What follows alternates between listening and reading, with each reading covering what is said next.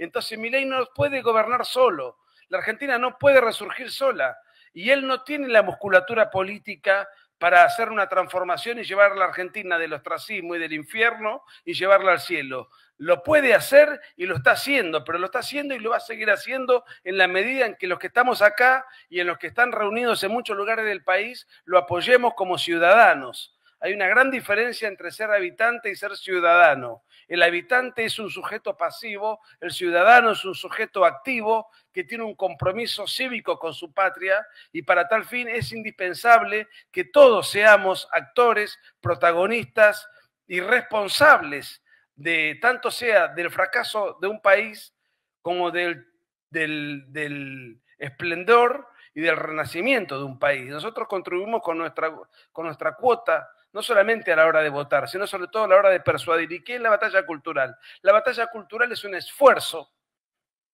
intelectual, argumentativo, de difusión, que se da para influir, persuadir, comunicar, convencer a una comunidad política en un momento dado. Esta es una batalla sin balas.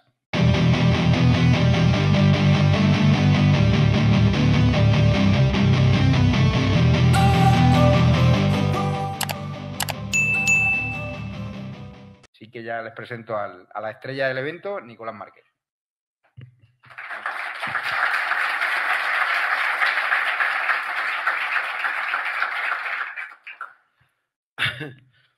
Muy buenas tardes.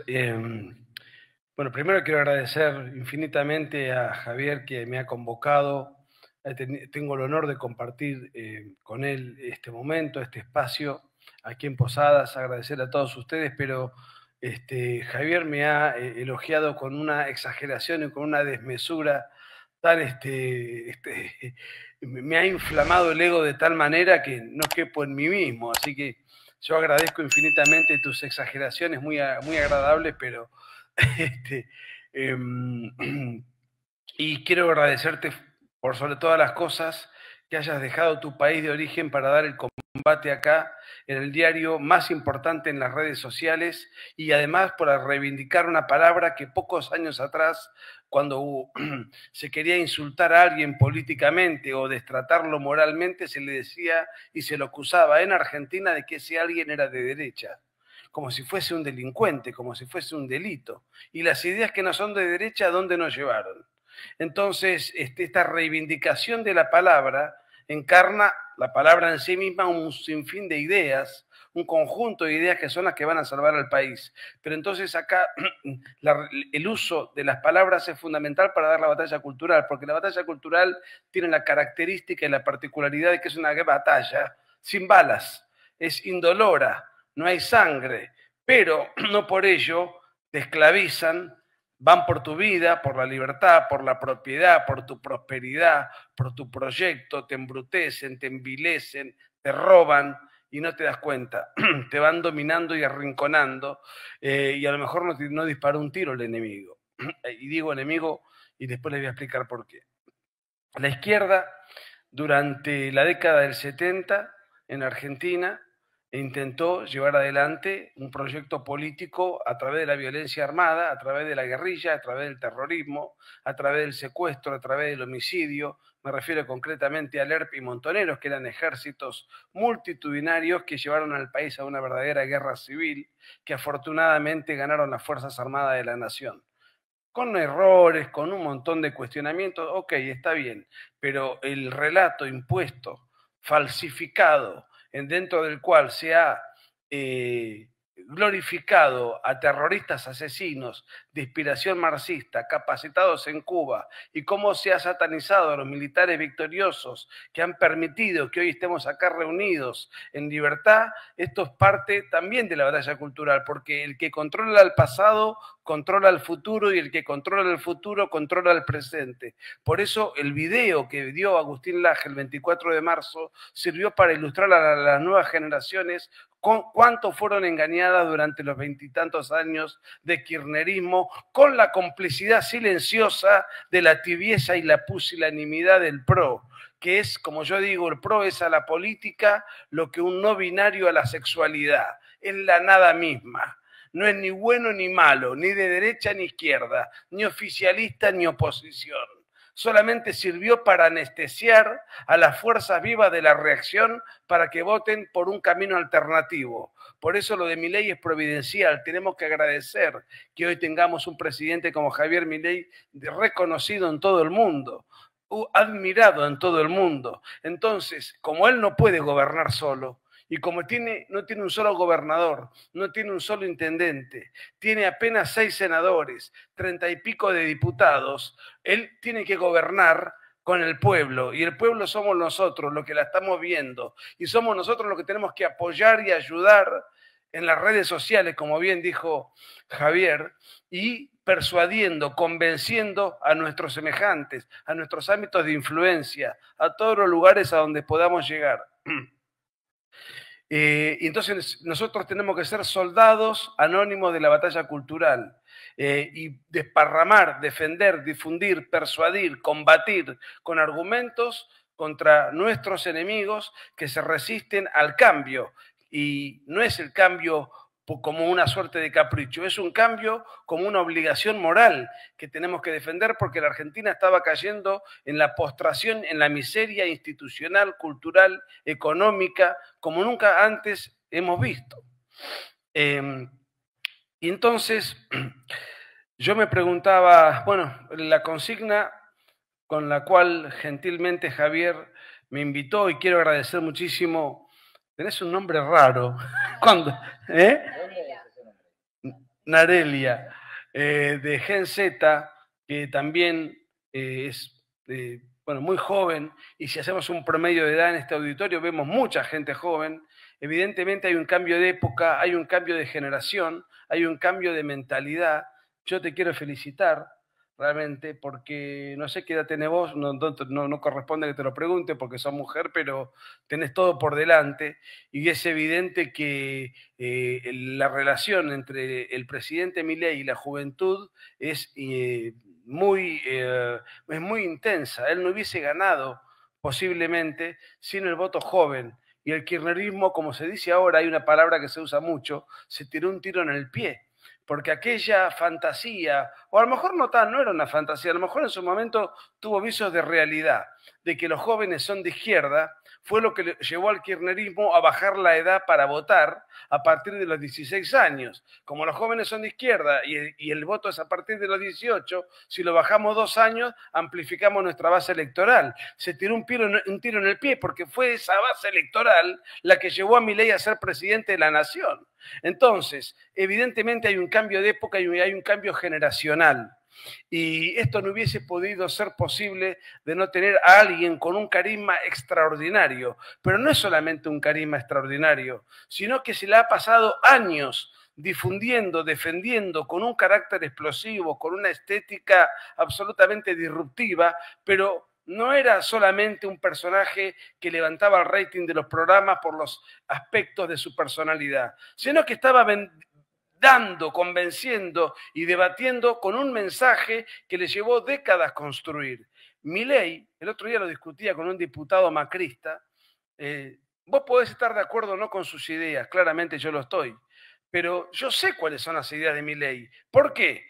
En gran parte porque siempre las ha difundido y defendido con una inclaudicable coherencia.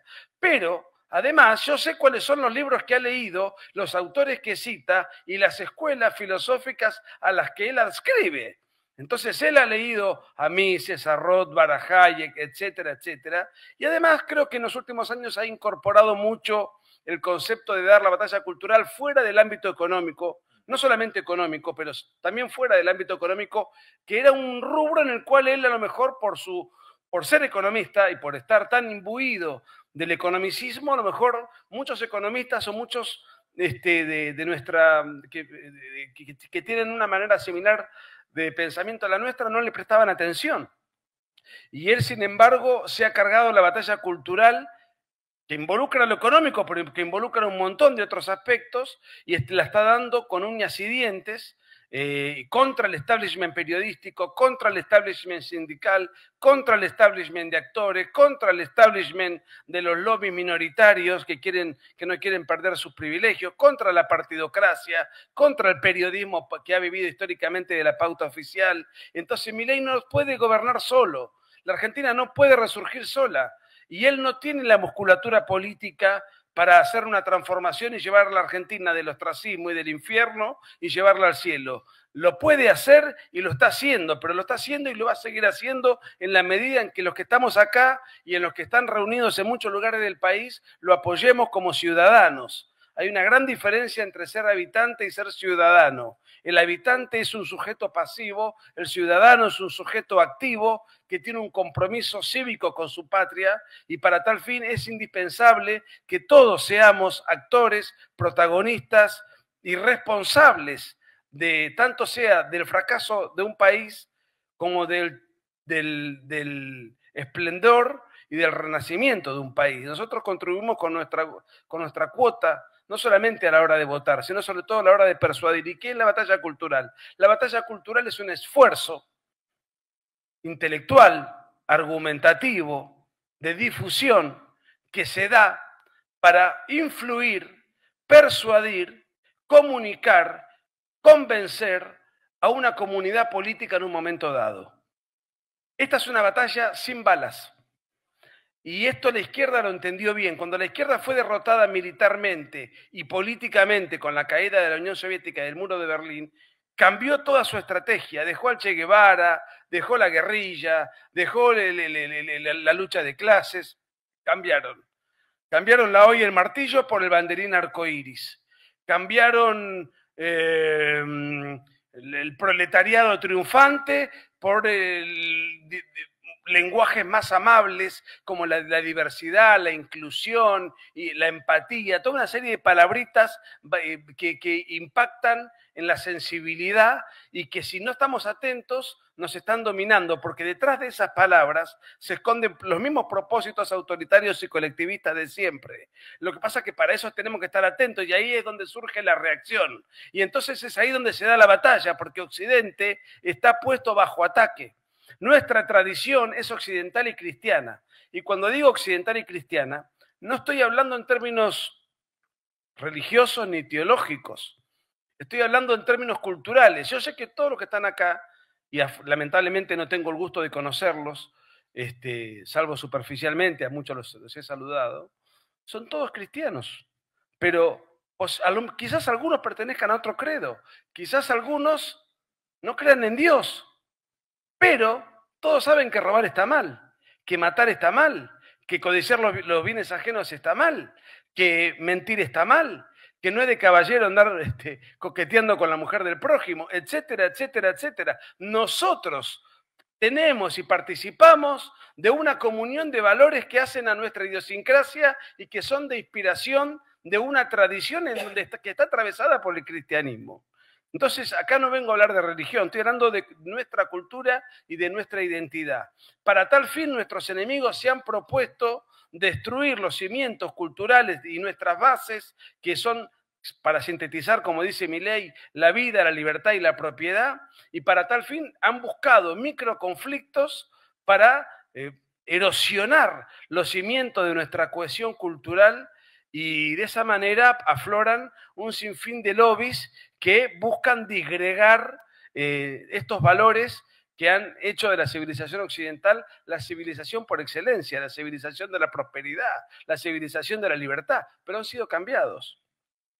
Miren, en el año 98, acá hay mucha gente joven, pero los de mi generación, incluso más grandes, se van a acordar de quién les hablo.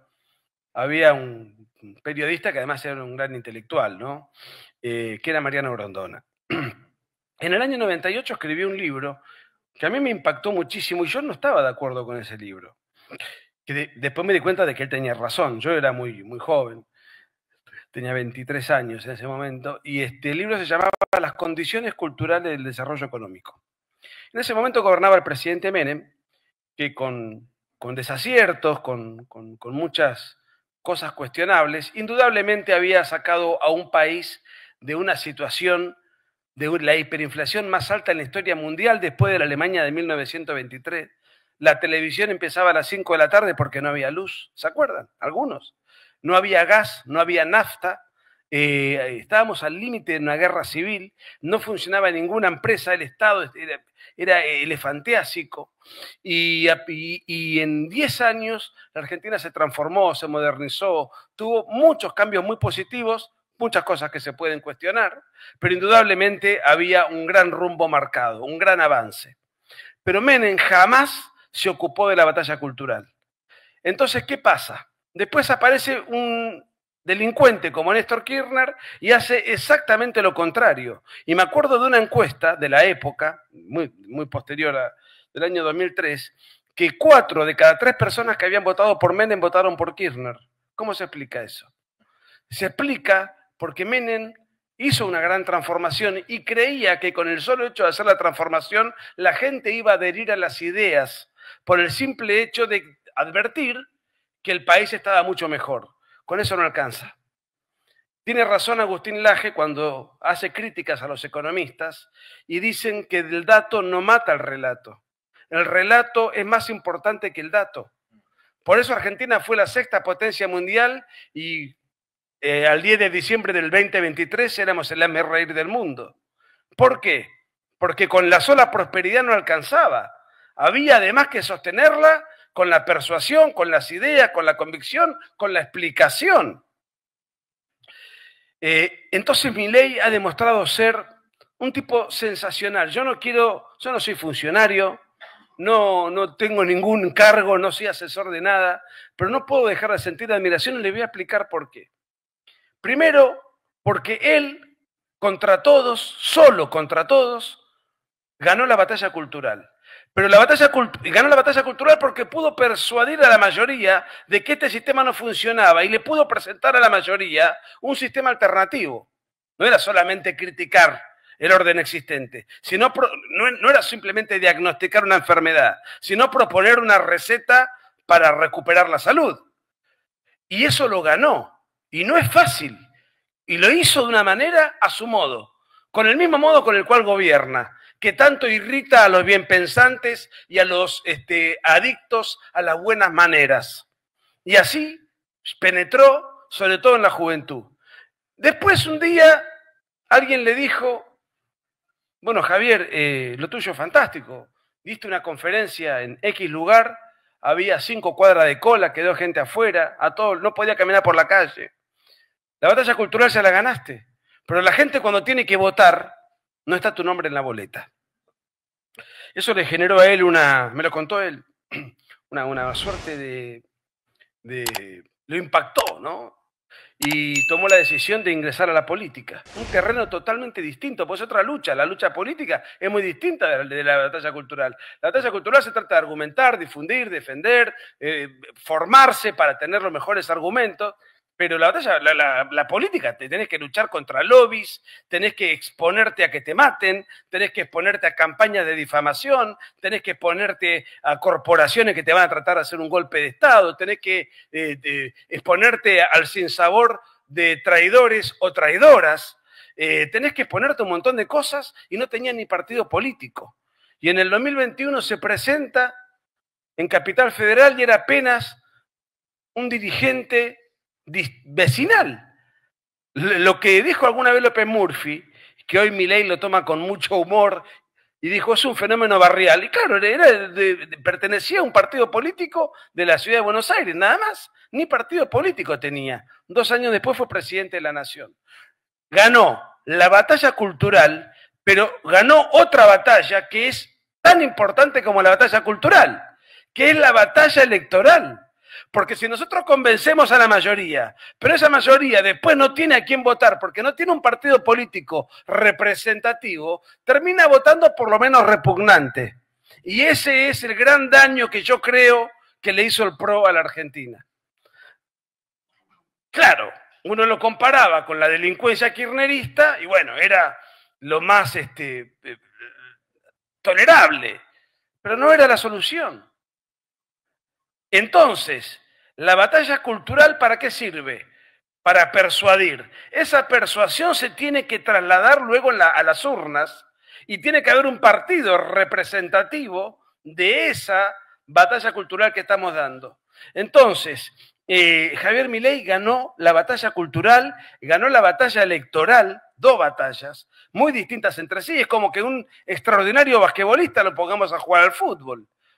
Sí, estamos hablando de deportes, pero son disciplinas totalmente distintas. Y después viene una tercera batalla, que es la de gobernar, y gobernar bien, y sostener las riendas de un país que estaba, al momento de asumir Javier Milei, con una inflación anualizada del 17.000% a nivel mayorista. Insisto, sin un gobernador, sin la mafia sindical, sin un partido político organizado, porque la Libertad Avanza recién se formaliza hace pocos meses. No tenía ni siquiera partido político, no tenía jueces. No tenía jueces en la corte, no tenía los jueces que durante 20 años puso el kirchnerismo. Entonces lo que está haciendo es quijotesco. Los combates que está dando y que está ganando son enormes. Es un hombre superior. ¿Tiene defectos? ¿Comete errores? Sí, por supuesto. No es un hombre providencial. Pero no podemos desaprovecharlo. Es nuestro deber moral acompañarlo como ciudadanos, como hombres de bien, y acompañarlo significa no solamente votar, no solamente fiscalizar, no solamente, sino conocer el rumbo que está llevando adelante Javier para poder defenderlo. Porque como la batalla cultural no se nutre de balas, sino que se nutre de ideas y de argumentos, entonces, para estar bien armados en esta guerra, que es cultural, valga la redundancia, lo que tenemos que hacer es cultivarnos. Y para cultivarnos tenemos que leer la derecha a diario. El trabajo que hace la derecha a diario es extraordinario.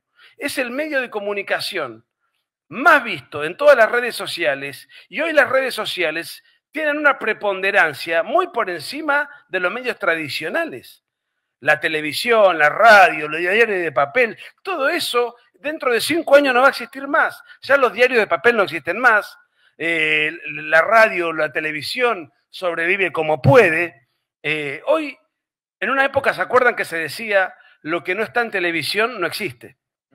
Hoy la consigna es lo que no está en las redes no existe. Entonces, Javier, lo tuyo es enorme. El concurso que estás, el servicio que le estás prestando a nuestro país es inmenso. Vos sos parte constitutiva de este cambio de época, sos parte constitutiva con tu diario que lo has llevado a un nivel de preponderancia en donde hasta los medios del sistema no tienen más remedio que invitarlo permanentemente a los canales históricos y a los programas de televisión históricos porque ya no pueden ignorar la realidad, porque antes podían ignorar la realidad, pero ahora ignorar la realidad significa quedar ridiculizado ante las redes sociales que te exponen a aquellos que estás silenciando. Entonces, no sé si te invitan por simpático, te invitan porque no les queda más remedio. Pero es muy importante que la derecha diario cuando empezó fue Juan Doe, un ingeniero como vosotros.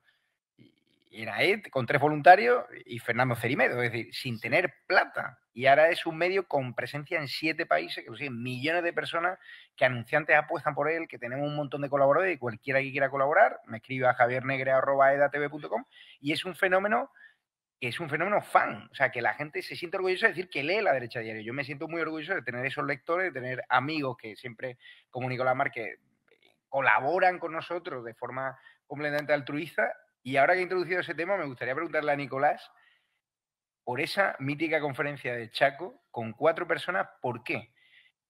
Porque muchos de vosotros cuando hacéis vídeos, cuando ponéis tweets y veis que tenéis 2 likes, 3 impresiones, os sentís como... ¿Y yo qué aporto a la batalla cultural? Cuéntales por qué fue uno de tus mejores discursos cuando llegaste a esa zona en el 2018. Defendía las mismas ideas que ahora, pero efectivamente Argentina no estaba en el estado de catarsis que propició la llegada de Javier Milei al poder, pero sobre todo que os sirva como consejo, ¿no? De qué hacer de los que empezáis de cero, ¿no? Bueno, me obliga a contarles una intimidad personal que muchos no lo van a tomar para la cierta broma. Hoy en un canal de streaming que fuimos muy divertido, nos peleamos con varios panelistas, estuvo muy divertido. Me dijeron con qué música, como la primera vez que iba al programa, que quería que comenzase el programa, cuál era mi música favorita para poner la apertura del programa. Y yo desde que tengo 10 años soy fanático de Miguel Mateos. Ayer cumplí 50, o sea, hace 40 años. Así que Javier no debe saber quién es, supongo. Bueno, y mucha gente jóvenes que están acá probablemente quizás tampoco. Fue un furor infernal en alguna época de su vida. Bueno, ahora toca en el Movistar Arena, bueno, está grande ya, pero tuvo una época de ostracismo total. Y yo un día lo voy a ver a un teatro en mi ciudad, Mar del Plata, y bueno, es progre, ojo, yo valoro de él su talento artístico, no lo voy a tomar como una referencia. Como buen rockero es progre. Bueno, no la ve. Y resulta que era un teatro para 2.000 personas y éramos 150. Yo digo, esto se va a suspender. 150 éramos. Estaba en una etapa de ostracismo total, sin compañía discográfica. Salió con toda la banda y tocó 4 horas y media. A mí me dio una lección de vida. Me dio una lección de vida. Y me acordé de eso cuando efectivamente había ido a dar en el 2008 una conferencia corriente que había reventado, muy buena, y al día siguiente me tocaba el Chaco. Era un libro que había escrito sobre la guerrilla en Tucumán, 2008. Y resulta que estaba el presentador y 3 personas. Entonces el presentador me presenta, valga la redundancia, entonces con él, que se sienta, sumaban 4. Entonces fue la primera vez que dije, acá tengo que sacar fuerzas desde lo más íntimo de mi ser, porque me daban ganas de decirle, vamos, ¿quieren tomar un café en el bar de enfrente? Y lo charlamos con un cafecito, con una cervecita, y les cuento un poco del libro, porque la verdad que era un ambiente tan íntimo, que daba como para, qué sé yo. Y bueno, fue la primera vez que di una conferencia parado. Entonces, esa hora que yo daba la conferencia, habitualmente sentado en ese entonces, la di parado. Y hablaba como si estuviese en la cancha de River Plate. Pero me costó esfuerzo porque era una situación un poco vergonzosa para un orador, ¿no? Y sí, fue así. De manera que... Eso es batalla cultural. Y bueno, sobreponerte, ¿no?, a circunstancias adversas, ¿no?, que no dependen a veces de ti. Ayer estaba, bueno, en este cumpleaños ascético que hice, porque estaba con Emita tomando agua y comiendo un pollito, porque teníamos que madrugar a primera hora para venir para acá, hicimos un vivo con Laje, que es mi amigo del alma, en mi canal, y bueno, él contó una anécdota, empezamos a contar anécdotas conjuntas, una cosa muy relajada como para compartir y celebrar el cumpleaños con mis seguidores de YouTube. Y contaba una anécdota que lo contaba como una enseñanza que yo le di, pero que en realidad yo la tomé de mi prócer musical. Estábamos en Ciudad de México. Y era una suerte de anfiteatro para 2.000 personas, una cosa a cielo abierto, una especie de estadio, había 12. También. Y sí, y le dije, mira, acá está a prueba nuestro temple, porque que te aplauda un auditorio lleno, el éxito, que la gente te pida que le firmes el libro, ahí somos todos campeones, todos graciosos, todos lindos, somos todos amorosos, pero ahora es el momento de sacar el profesionalismo y el compromiso con las ideas. Lo dijo ayer Agustín, le quedó esa anécdota, cosa que me sentí muy contento. No, yo creo que hay que decir la verdad oportuna e inoportunamente. Hay que pensar que Jesús pusiste un ejemplo fantástico. Jesús empezó con 12. Y voy a poner un ejemplo antagónico, totalmente antagónico. Fidel Castro, cuando desembarca en el 56 en Cuba con el Che Guevara y otros más que venían de México en el famoso yate Granma, en una balacera mueren 70, venían 82, quedan 12. Y el maldito, con 12, terminó siendo el propietario de Cuba y todavía sigue reinando su familia. Entonces, yo creo que lo que está pasando en la Argentina tiene que servirnos como ejemplo de que, sobre todo ahora que la tecnología tiene otra velocidad y otro ritmo, los cambios se pueden dar en un tiempo mucho más rápido que en otra época donde la comunicación tenía otra velocidad. Entonces, ¿qué nos toca ahora? Nos toca defender y sostener las ideas, porque además hay una cuestión, y voy terminando, que tiene que ver con lo siguiente. Uno dice, bueno, la izquierda, lo dijo muy bien Javier Negre, fue una tragedia para la humanidad, mató 100 millones de personas, campo de exterminio, ¿no? Una cosa, no hay comparación. Ni siquiera el nacionalsocialismo ha matado la cantidad. Lo que pasa es que, bueno, uno enseguida, pasa que tiene mejor prensa la izquierda, pero ni siquiera el nacionalsocialismo ha cometido tantos millones de homicidios como sí los cometió la izquierda. Esto no disculpa al nacionalsocialismo, que fue otra tragedia para la humanidad. Lo que digo es que la izquierda fue peor, porque además encima duró todo el siglo pasado. Y después aparecen de nuevo y se reconvierten en el socialismo del siglo XXI con el Foro de San Pablo.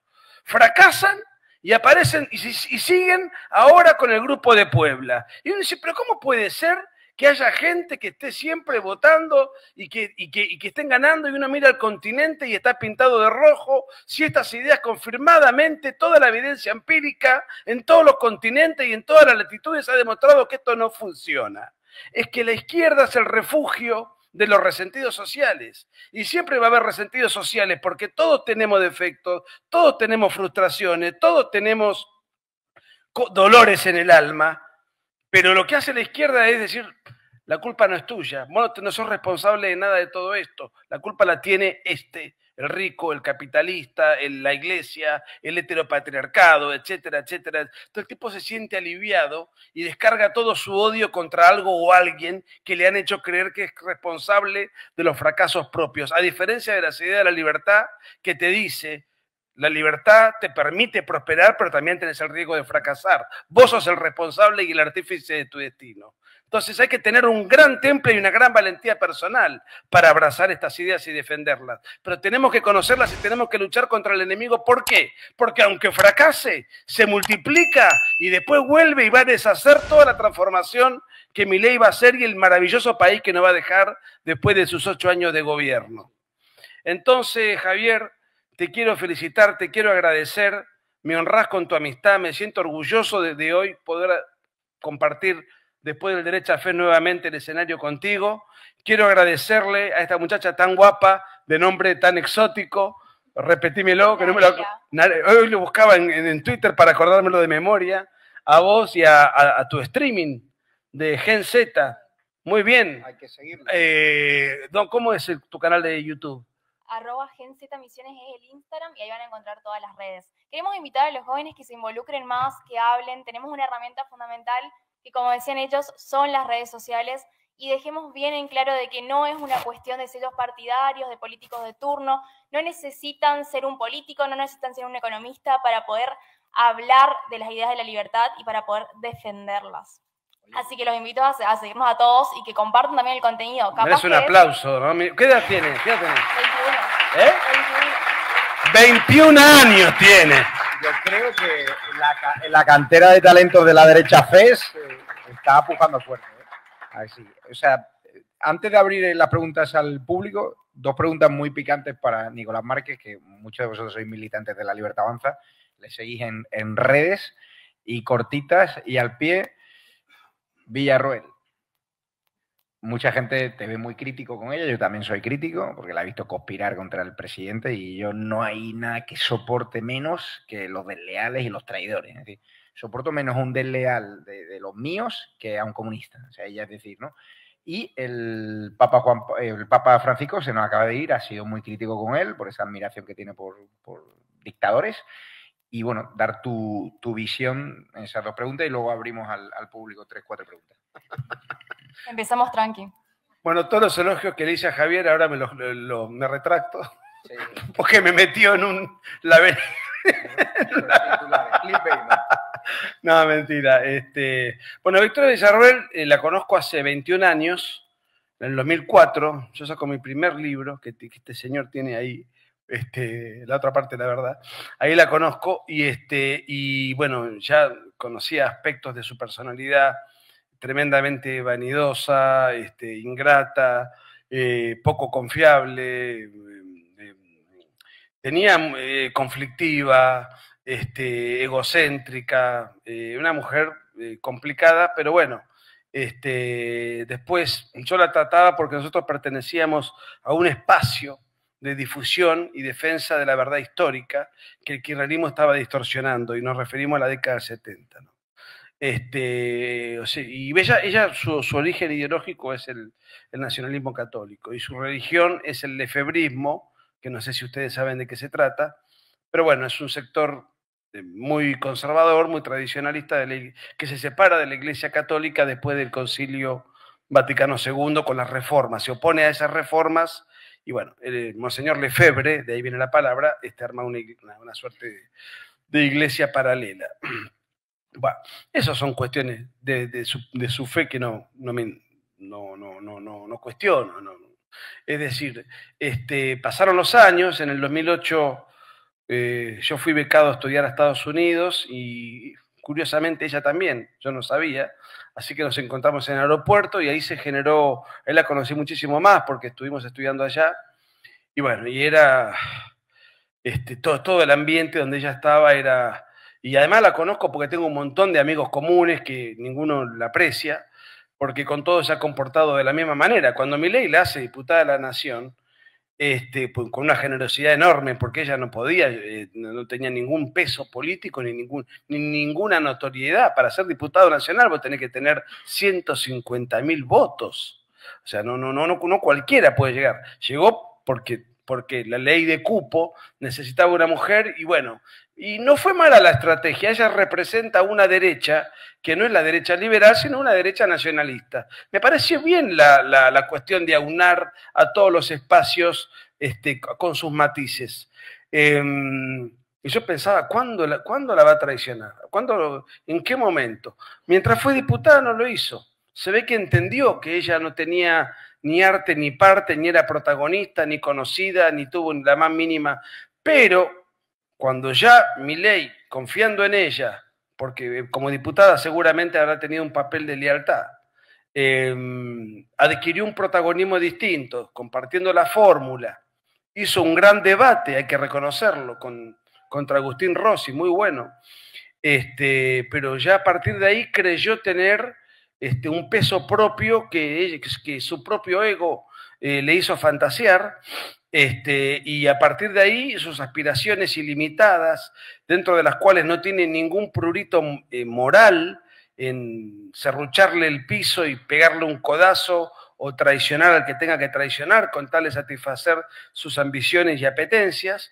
Bueno, eso fue lo que yo vi desde que a poco de asumir la vicepresidencia. Diría que antes de asumir la vicepresidencia, antes del día de la Asunción. Así que, ¿qué querés que te cuente? Sí, y luego lo importante de los políticos, yo que trabajo con ellos y conozco a muchos, es de quién te rodean, ¿no? Ella se ha rodeado de chicos muy jóvenes, que yo los denomino monos con pistolas, que se han visto con mucho poder, con dinero público, con buenos sueldos, y ella, que tiene mucho ego, ¿no? Pues estos chicos tampoco le han hecho ver la importancia de la lealtad, ¿no? Y han conspirado, han jugado Juego de Tronos, han propuesto a periodistas reuniones con Villarroel para conspirar contra el presidente Milei. No lo cuento de oídas, sino porque uno de los propuestos fui yo a través de los díscolos de leales de Vox. Y eso me dolió porque yo no conocía de nada a Villarroel y de España la veía como un activo de la campaña. Y cuando empecé a conocerla, incluso contrataba directo o indirectamente a consultoras para atacar en redes sociales a seguidores de Milei o hacer su equipo la vida imposible a chicos que estaban por amor al arte, por echarle una mano en la labor de fotografía, por el simple hecho de haberlo visto en un acto de Milei. O sea, su obsesión con Milei es enfermiza y eso es cuando ya no estás en tus cabales y ya el ego te ha comido. Es una pena, porque era un activo en campaña. Javier es un tipo generoso, humilde, que da mucha pelota a su equipo, está todo el día, Toto Caputo, el mejor ministro, Menem, o sea, valora mucho, Nicolás Márquez, un tipo que retuitea a gente que no tenéis apenas seguidores, es decir, que yo he trabajado con muchos líderes y no te encuentras fenómenos como el de Milei. Normalmente un líder, pregúntale a Mauricio Macri, piensa en él, en él, en él, en él. Pero un líder que reparta juego, que dé a todo el mundo su espacio, que a pesar de las presiones, por ejemplo, contra Lilia Lemoyne, que es amiga mía, la banca, la defiende, la promociona y sabe que es una chica políticamente incorrecta. Y eso, la verdad, que me llena de orgullo. Y ya la última pregunta es rápida. ¿El Papa por qué le gustan tanto los rojos? Yo me acuerdo que cuando el Papa fue ungido como tal, me acuerdo, yo estaba manejando y me llega un mensaje, miren cómo me acuerdo de esas cosas que creo que todos quizás nos acordamos del momento, ¿no? Me llega un mensaje de alguien que me dice, Bergoglio fue elegido Papa. Y en esa época el celular era un BlackBerry.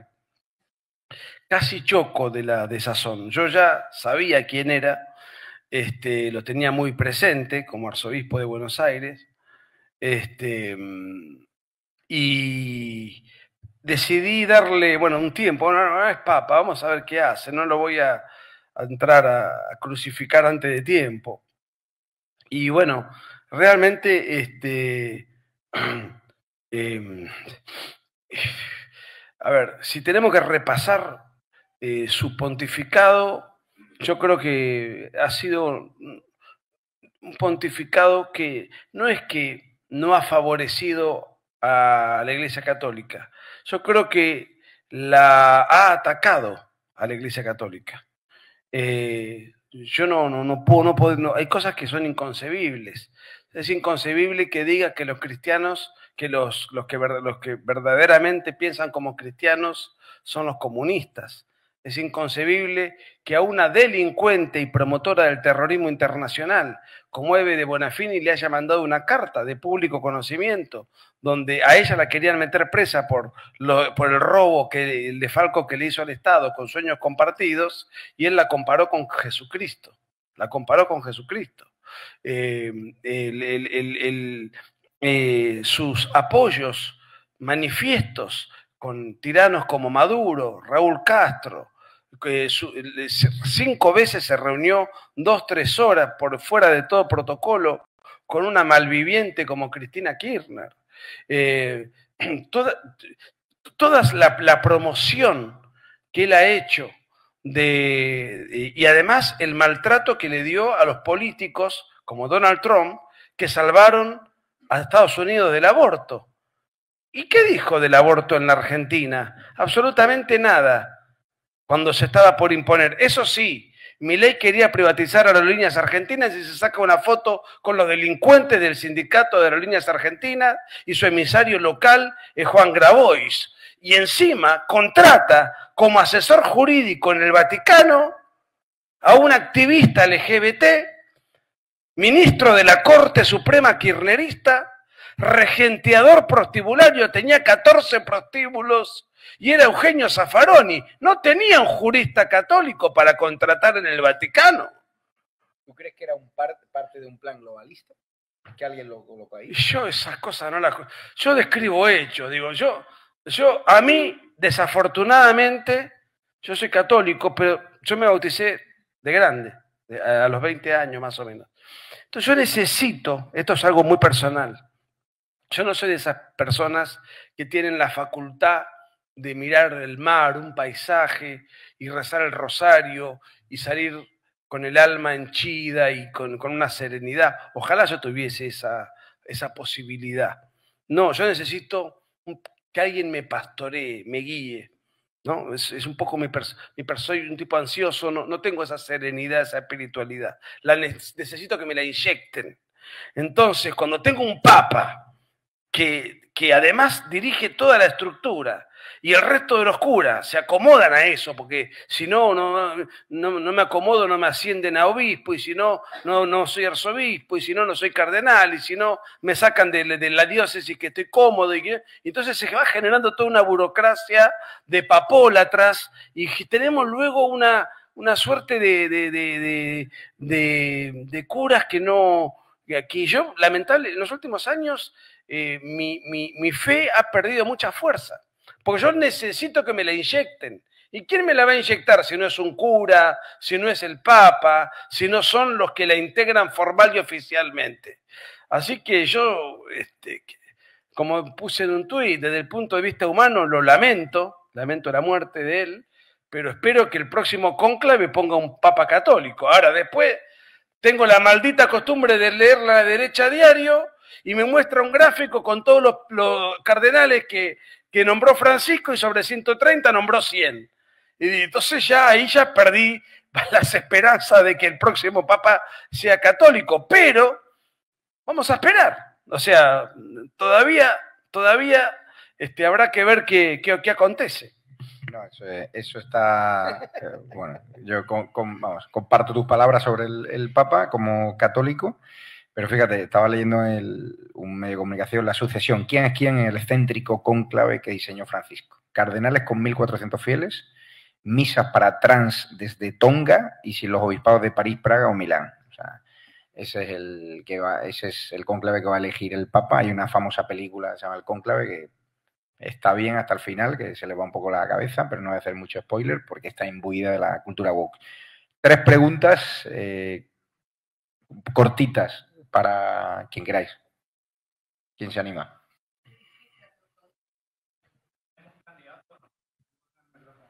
¿De dónde? ¿Cómo se ve para candidato?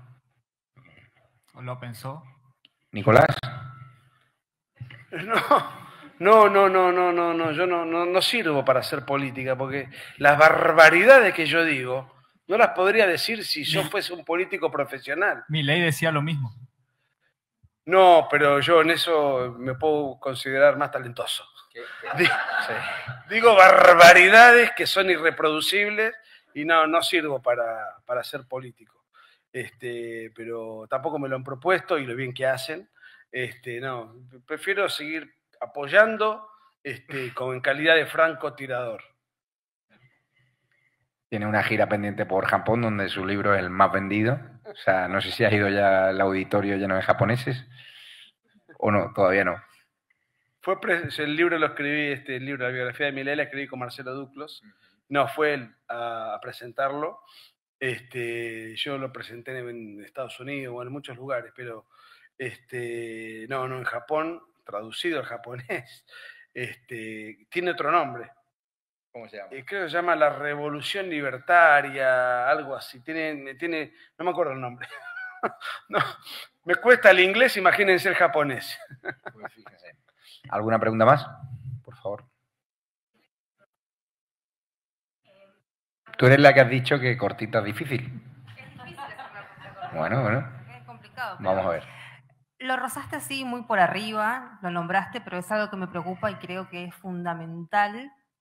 Y me gustaría aprovechar esta oportunidad que estamos todos escuchando atentamente y tener el privilegio de que hayas venido a Posadas al fin, que nos expliques de qué trata la defensa de la cultura occidental y qué podemos hacer desde nuestra individualidad para defender nuestra cultura occidental, que entiendo yo que aglomera un poco estos principios que defendemos, que tienen que ver con la vida, la defensa de la vida, la libertad y la propiedad privada, pero enfocándolo más en esta oleada tan grande islámica que se está viendo alrededor del mundo.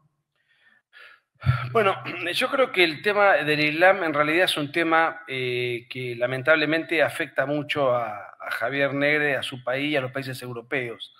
En el caso de América Latina, la inmigración masivamente es venezolana, pero no cambia, más allá de la desgracia que padecen los venezolanos, la inmigración dentro de América no cambia además la cultura, porque en definitiva todos, uruguayos, paraguayos, chilenos, mexicanos, todos más o menos tenemos, obviamente hay costumbres distintas, pero los valores esenciales son los mismos.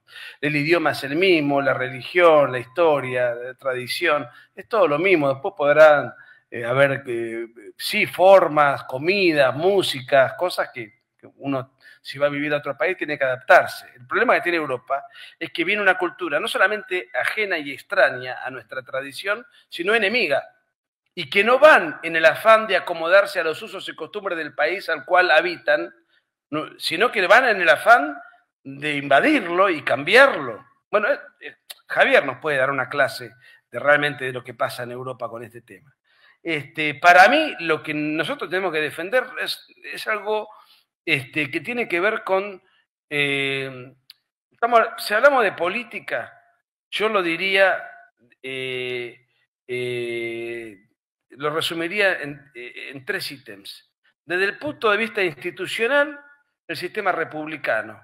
Desde el punto de vista cultural, la tradición occidental y cristiana, cultural. No estoy imponiéndole ninguna religión a nadie, que es la nuestra, los valores tradicionales históricos, que tienen que ver con la defensa con los mandamientos que repasé. No distan de lo que todos nosotros pensamos como aquello que reconocemos como el bien, que es la defensa de la vida, de la libertad, de la propiedad, de la verdad. No mentir no solamente significa no mentir, significa que hay una verdad. Y si hay verdades objetivas, quiere decir que el relativismo, el wokismo, la fantasía de la autopercepción, todo eso es contrario. ¿Contrario a qué? Contrario al orden natural. La defensa del orden natural está impregnada en eso, y desde el punto de vista económico, defender lo que la evidencia empírica ha confirmado que es el principal antídoto contra la pobreza, que es la generación de riqueza. Y el único sistema económico conocido que genera riqueza es el capitalismo de libre empresa. Entonces, una economía de mercado, una cultura tradicional, con valores tradicionales, instituciones tradicionales, la defensa de la familia en serio, independientemente de que cada uno después elija su camino personal como quiera o su intimidad como quiera. Pero hay valores objetivos que hay que sostener y mantener. Después está la libertad, dentro de la cual cada uno puede hacer de su vida afectivo sexual lo que le plazca, pero la familia es una cosa concreta, no es cualquier cosa. Yo no me puedo casar con mi gato, con mi gata, con mi pajarito o entre 5. O sea, la familia es una cosa. Después cada uno puede elegir su proyecto de vida, eso está clarísimo. Y, y el sistema institucional republicano, que es el sistema que ha funcionado y que genera contrapesos y que también limita el poder del Estado y el poder... Y también tenemos que tener para que exista un sistema de libre empresa y un sistema de libertad, tenemos que ser observantes y vigilantes de que el Estado no se ensanche, sino que tienda siempre a disminuirse, porque el estatismo es como la droga. Total, financiamos, no lo financia nadie, porque nadie lo siente, y cuando nos queremos acordar tenemos la pobreza que tenemos, la inflación que tenemos, etcétera, etcétera.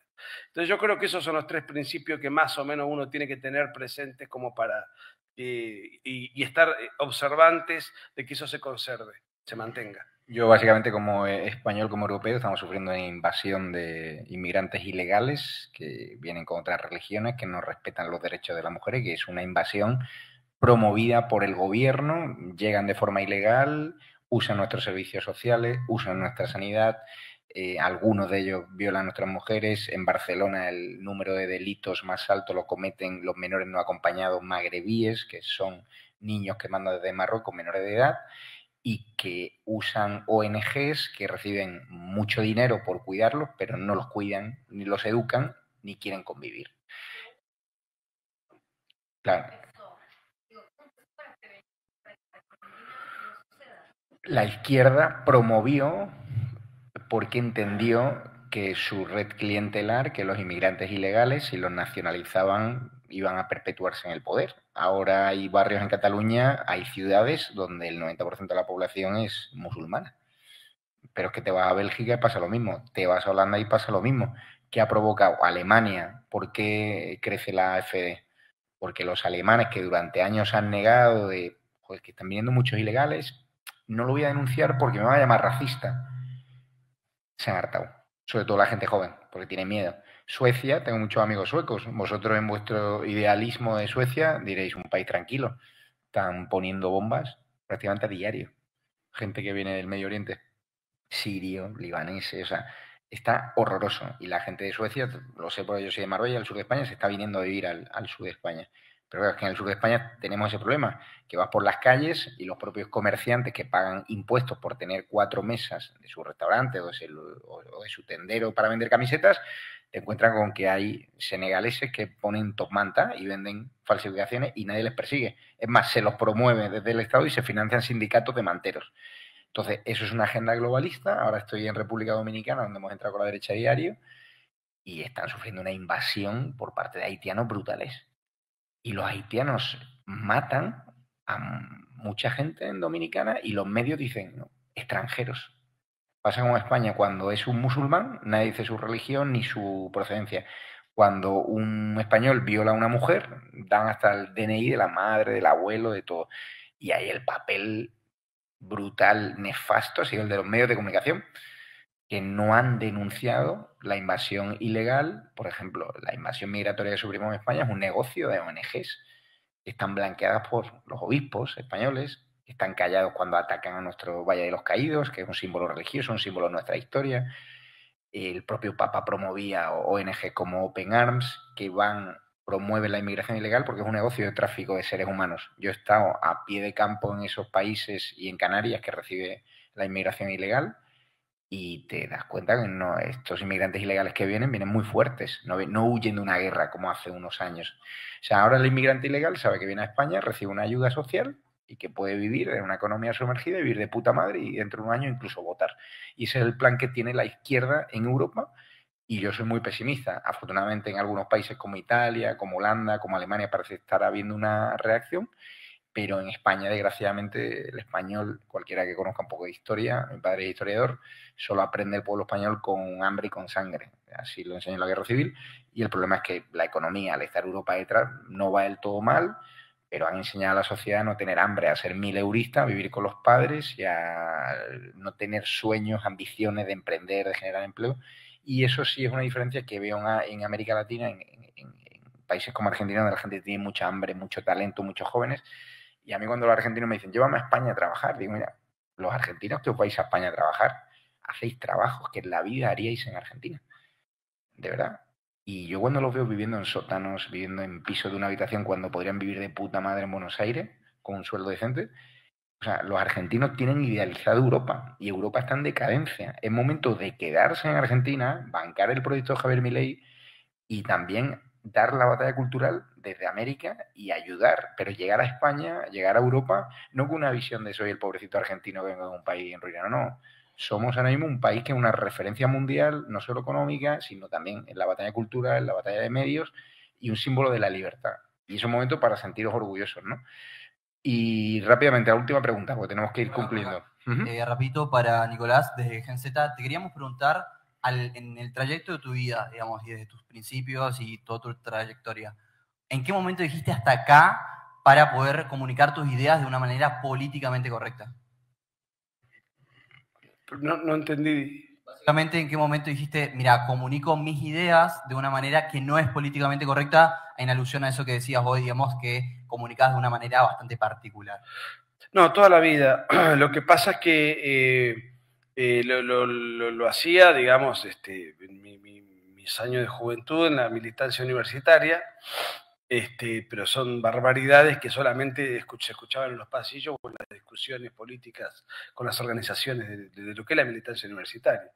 Pero justo cuando me recibo de abogado, cosa que no lamento, pero nunca ejercí porque nunca me gustó el derecho, así que lo padecí la facultad, pero bueno, y ahí yo ya tenía casi escrito lo que era mi libro La otra parte de la verdad, que era una reivindicación de la guerra antiterrorista en Argentina, que después perfeccioné con un libro que se llamó La Guerra Civil, precisamente. Muchos años después, con mucho mejor documentación, en esa época era mucho más chico y mucho más amateur para hacer las cosas. Tenía ese libro, lo escribí, o sea, traté de ir, fui a muchas librerías y no encontraba bibliografía que refutara lo que ya había sido impuesto antes de que el kirchnerismo llegue al poder. Pero me maltrataban. Para que Javier entienda, es como querer reivindicar al bando español en España, cuando eso, creo, tengo entendido que es delito. Sí, sí. Al bando nacional, Total. quiero decir. O sea, tenés que reivindicar a los comunistas de la guerra civil que ellos tuvieron en la década del 30, y nosotros en la década del 70 había que glorificar a los guerrilleros y maltratar a todos los uniformados y después encarcelarlos, que fue lo que pasó. Entonces, con ese libro, primero, claro, cuando lo escribo tenía que sacarlo. Y ahí no había redes, no tenía contacto. Yo soy de Mar del Plata, ni siquiera de Buenos Aires. Y bueno, logro interesar a tipos determinados que los busqué por la guía telefónica, financiaron el libro y ese año se vendieron 30.000 ejemplares, 30.000 de verdad. Y a partir de ahí me di cuenta de que había una gran porción poblacional ávida de leer otra cosa, pero silenciosa, subterránea. Y bueno, ahí empecé mi carrera de escritor, que después se diversificó en ser o conferencista o tener un canal de YouTube o usar las redes, pero digamos, no, siempre lo mantuve. Lo que pasa es que al principio no tenía ninguna notoriedad, ahora tengo un poco más, no he cambiado demasiado, estoy más panzón nada más. No sé, ya la última, y le digo a Vico si puede grabar un vídeo desde detrás para luego colgarlo en las redes, mientras hace la pregunta, y ya no vamos a descansar. David Quintana, acá para Fuerza Liberal. La pregunta es, ¿y por qué lo hacías? O sea, simplemente de masoquista. Yo te conocí a vos por comprar el libro negro de la izquierda, a través de ese libro, y cuando compro el libro, se me matan de risa en mis redes sociales, yo publico y se me matan de risa. Y continuamente recibí ataques, decía, el futuro es liberal, hoy digo, el presente es liberal, pero la pregunta es, personas como vos que ven toda la montaña en contra, que lo vieron, lo viste, ¿por qué lo hacías? Creo que porque soy un irresponsable. No,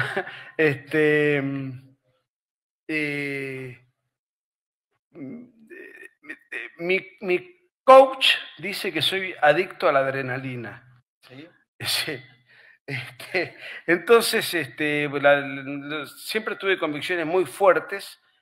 Creo haberme preparado mucho, además, para sostenerlas y defenderlas. Y la polémica, la cuestión disruptiva o la osadía de irrumpir en un ambiente, en un cumpleaños, en una reunión social con ideas que eran, que a todo el mundo les parecía, está diciendo una barbaridad, y después poder sostenerla, me daba mucha seguridad. Pero ojo, o sea, en el fondo me debe gustar. Me causa placer, pero en algún lugar ¿El qué? El sadomasoquismo. El sadomasoquismo nunca lo probé, pero digamos desde el punto de vista creo que me gusta, que me debe generar algo que me motoriza, ¿no? A nosotros que nos ponga a parir la izquierda comunista nos gusta. A mí me pone cachondo. Cuando me aplauden digo que estoy haciendo mal, me estoy equivocando. Claro. No, bueno, y lo que, como siempre fui lector y me preparaba para las temas, no manejo algunos temas, pero los que trato, los que toco, me he preparado. Entonces, eso me da seguridad y me permite ir si me invitan a un canal, hoy tuvimos un debate en un canal de streaming con Negre, donde nos tiraron con todo, menos menos agresión física, fue brutal, pero uno está preparado para eso, o sea, me costó años. ¿Y por qué lo hice? ¿Y qué sé yo? ¿Por qué un tipo juega al fútbol? Esas pasiones que no... Las pasiones son difíciles de explicar.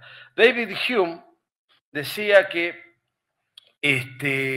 no sé si tiene razón o no, pero es interesante analizarlo. Por ejemplo, te enamorás o te gusta una música determinada. Pues si te enamorás de una mujer, bien. Y vos después fabricás los argumentos de por qué te enamoraste de esa mujer. Porque tiene esto, lo otro, aquello, lo demás allá. Pero en realidad hay otras mujeres que también tienen esos méritos. Sin embargo, te enamoraste de esa y no de otra. Entonces, lo que decía David Hume es que la pasión está primero y después vos tratás de buscarle una explicación a por qué te movilizaste en ese sentido. O por qué te gustan los Beatles y no los Rolling Stones y son los dos unos cracks. Y porque por alguna razón que no se puede explicar muy claramente, te identifica más o te moviliza más. ¿Qué sé yo? Me cuesta darte una explicación redondita. Pues daros las gracias por haber venido, felicitaros por ser parte de la batalla cultural. Vosotros sois tan importantes como nosotros. Cuando os sintáis solo, cuando sintáis que no tenéis likes en Instagram, recordaros que Nicolás Márquez tuvo que coger la página de contactos y llamar a personas desconocidas. Todas las cicatrices que tienen son trayectoria de vida, o sea, todos los que estamos aquí lo hemos pasado mal, es decir, hemos tenido un momento donde nos ha apetecido arrojar la toalla, pero ahora lo bueno es que la ola está a favor.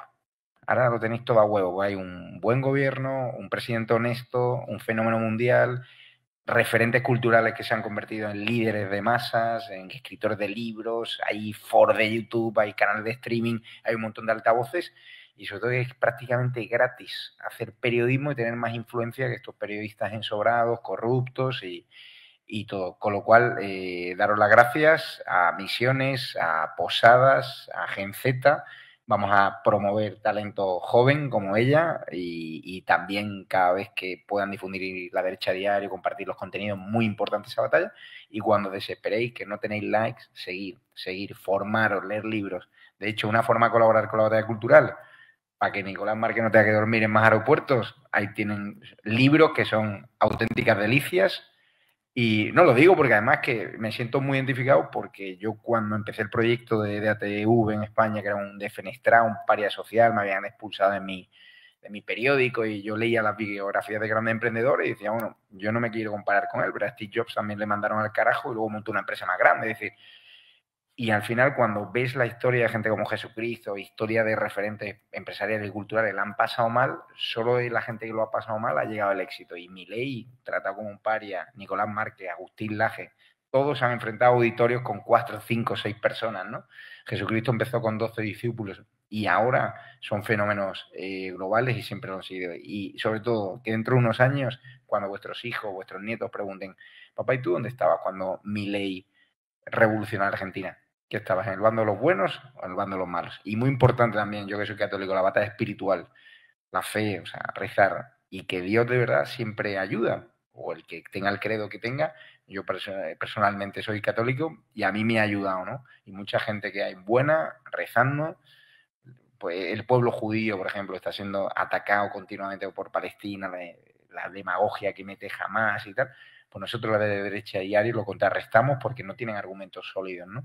Y es muy importante eso, que den la batalla cultural y que premien a los políticos que están siendo leales a Javier Milei, a sus políticas y que están dejando sus luchas partidistas, su sectarismo por el bien de una Argentina después de décadas de corrupción, de chorreo y de dejar a Argentina en el culo del mundo. Y ahora sois un faro global, aprovecharlo. Yo como español, que ya me siento parte argentino, he pedido incluso el DNI de aquí, me siento orgulloso de formar parte y de que maestros como Nicolás Márquez me han dado oportunidades y que ahora las nuevas generaciones vengan muy fuertes. Así que ahora disfrutar de un pisco labi. Muchas gracias por todos y a seguir batallando, que somos más y mejores, y sobre todo nos une la verdad.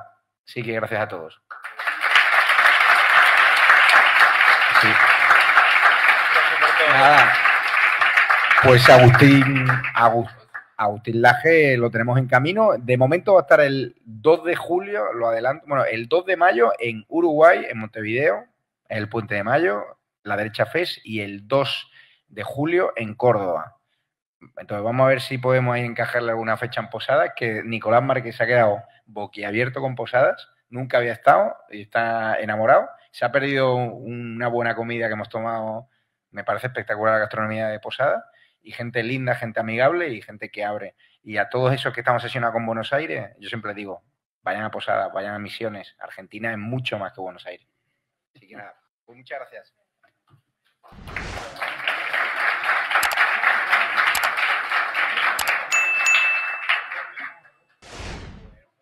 Si te gustan mis videos, si te gustan mis libros, si te gustan mis conferencias, yo ahora voy a estar abocado en este canal de YouTube a dar una serie de videos todas las semanas durante todo el tiempo. Ello requiere de tiempo, de preparación, además de todas las actividades intelectuales que uno lleva adelante. Si estás de acuerdo con lo que hago, si te sentís identificado y representado, ten en cuenta que estamos dando una batalla cultural contra toda la progresía, contra la agenda globalista. Y muy desigual. Nosotros no disponemos de fondos y ellos disponen de fondos ilimitados. Entonces te invito a que, si estás de acuerdo y podés, dame una mano. Tenés Patreon para colaborar con lo que puedas y de esta manera poder facilitar que todo este trabajo y todo este esfuerzo siga siendo posible. ¿Dónde está? ¿Cómo haces para poder colaborar? Bueno, en la descripción del video ahí está el link de Patreon. Con lo que puedas. Todo suma y todo sirve para que este trabajo que vengo realizando dé sus frutos. Un abrazo.